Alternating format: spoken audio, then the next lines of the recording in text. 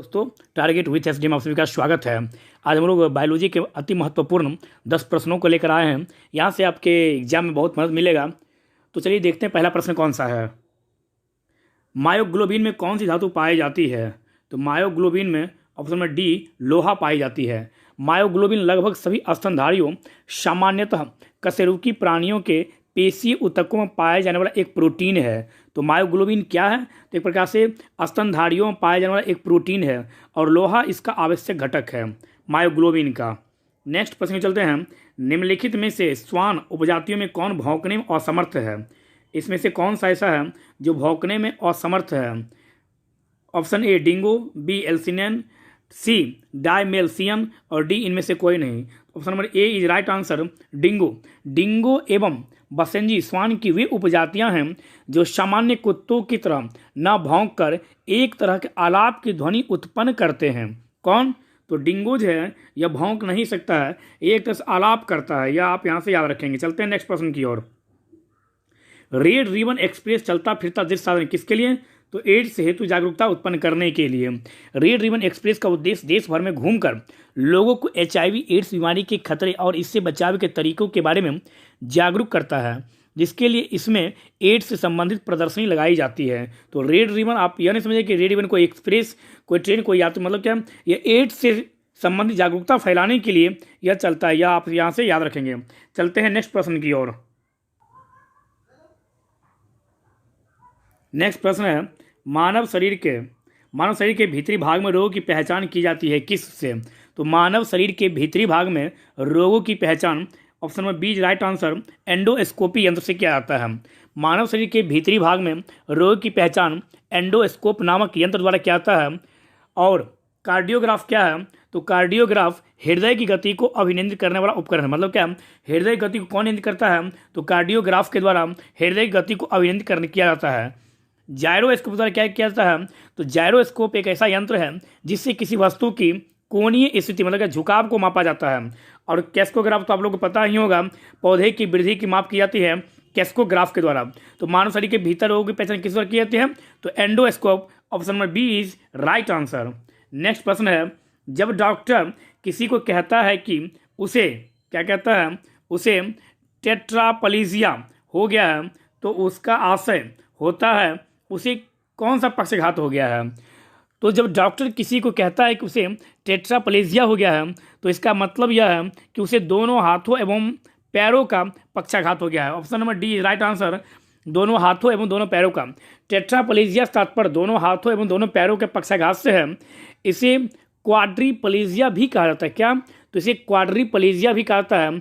और पैराप्लेजिया एक ऐसी अवस्था है जिसमें चोट या बीमारी के कारण शरीर के निचले हिस्से दोनों पैरों में पक्षाघात हो जाता है। तो याद रखेंगे हम लोग, यहाँ से पूछ क्या रहा है? टेट्राप्लेजिया। जब पूछे पैराप्लेजिया क्या है, तो पैराप्लेजिया एक ऐसा बीमारी है जिसमें शरीर के नीचे वाले भाग में हिस्से में चोट लगता है, जिसके कारण दोनों पैरों में पक्षाघात हो जाता है। तो option number D is right answer. चलते हैं नेक्स्ट प्रश्न की ओर। नेक्स्ट प्रश्न है, प्राणियों में आहार, श्वसन और संश्लेषण तीनों प्रमुख गुण है किसके? तो तीनों प्रमुख गुण हैं स्थिरता। Option number D is right answer. पोषण, श्वसन और संश्लेषण उपापचय के 3 प्रमुख गुण हैं। उपापचय जीवों में जीवन यापन के लिए होने वाली रासायनिक प्रतिक्रियाओं को कहते हैं। उपापचय जो है इसे 2 भागों में बांटा जा सकता है। कौन सा? तो अपचय और उपचय। तो अपचय कार्बनिक पदार्थों का विघटन करता है, जैसे कोशिकीय श्वसन से ऊर्जा का उत्पादन करना, यह एक अपचय है। और उपचय क्या है? तो उपचय ऊर्जा का प्रयोग करके प्रोटीनों और नाभिकीय अम्लों जैसे कोशिकाओं के अंशों का निर्माण करता। तो कोशिकाओं के अंशों का निर्माण करना उपापचय के किस हिस्से में आता है? तो उपचय के हिस्से में। जबकि कोशिकीय श्वसन से ऊर्जा का उत्पादन करना तो उपापचय के अपचय भाग में आता है। यहाँ से आप यह भी याद रखेंगे। तो श्वसन, आहार, संश्लेषण, यह तीनों प्रमुख गुण किसका? तो स्थिरता का। चलते हैं नेक्स्ट प्रश्न की ओर। कृत्रिम रेशा का निम्नलिखित में से क्या नाम है? तो कृत्रिम रेशा एक प्रकार का सिंथेटिक फाइबर है जिसे रेयॉन नाम से भी जाना जाता है। तो option number A is right answer. Next question, रेशम तंतु, पिच, नख तथा नखर निर्मित होते हैं। ये किससे निर्मित होते हैं? तो option number C right answer, keratin से यह निर्मित होते हैं। रेशम, तंतु, रोम, पिच, नख तथा नखर किससे निर्मित होते हैं?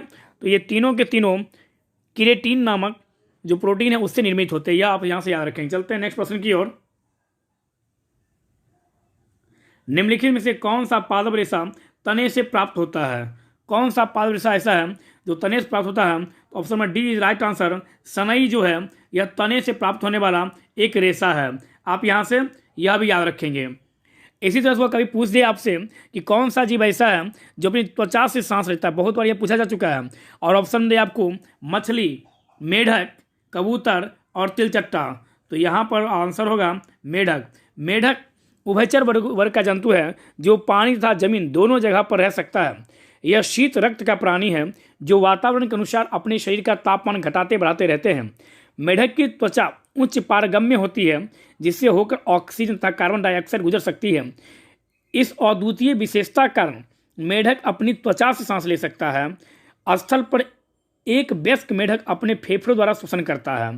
तो कौन सा जीव अपनी त्वचा से सांस लेता है? ऑप्शन में मछली, मेढक, कबूतर, तिलचट्टा रहे तो राइट आंसर मेढक होगा। यह भी आप यहाँ से याद रखेंगे। और जब कभी पूछे कि मेढक कोल्ड ब्लड एनिमल है तो अभी तो हम लोगों ने देखा था कि मेढक जो है यह शीत रक्त है, तो मेढक जो है वो कोल्ड ब्लड एनिमल है। यह भी आप यहाँ से याद रखेंगे। कोल्ड ब्लड एनिमल में सर्प भी आता है, मगरमच्छ भी आता है, कीट और गिरीट और छिपकली ये सब भी कोल्ड ब्लड ग्रुप में आते हैं। यहाँ से आप यह भी याद रखेंगे।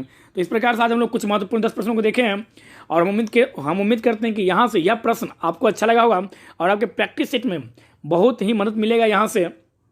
और आप प्रयास कीजिए कि लगातार मेहनत कीजिए और एनटीपीसी का एग्जाम में अत्यधिक आपसे साइंस ही पूछाता है। तो आपके पास जो भी बुक हो, जहाँ से बुक हो, आप अधिक से अधिक साइंस पर ध्यान दीजिए और मैथ्स पर ध्यान दीजिए। आप अधिक से अधिक, यदि आपको रिजल्ट लेना है तो आप हिस्ट्री कम पढ़िए, साइंस और मैथ्स पर आप अधिक से अधिक और करंट पर ध्यान दीजिए आप। धन्यवाद।